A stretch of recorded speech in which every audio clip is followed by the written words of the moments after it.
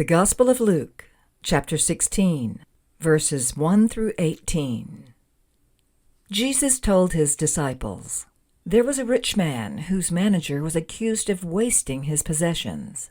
So he called him in and asked him, 'What is this I hear about you? Give an account of your management, because you cannot be manager any longer.' The manager said to himself, 'What shall I do now? My master is taking away my job. I'm not strong enough to dig, and I'm ashamed to beg. I know what I'll do, so that when I lose my job here, people will welcome me into their houses.' So he called in each one of his master's debtors. He asked the first, 'How much do you owe my master?' 900 gallons of olive oil,' he replied.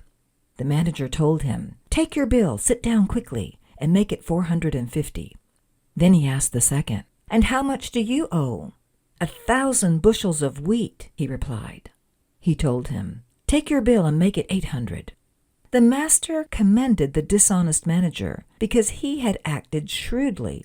For the people of this world are more shrewd in dealing with their own kind than are the people of the light. I tell you, use worldly wealth to gain friends for yourselves, so that when it is gone, you will be welcomed into eternal dwellings. Whoever can be trusted with very little can also be trusted with much, and whoever is dishonest with very little will also be dishonest with much. So if you have not been trustworthy in handling worldly wealth, who will trust you with true riches? And if you have not been trustworthy with someone else's property, who will give you property of your own? No one can serve two masters. Either you will hate the one and love the other, or you will be devoted to the one and despise the other.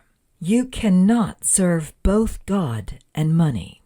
The Pharisees who loved money heard all this and were sneering at Jesus.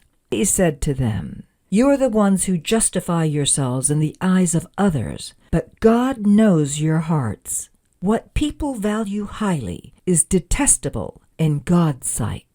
The law and the prophets were proclaimed until John.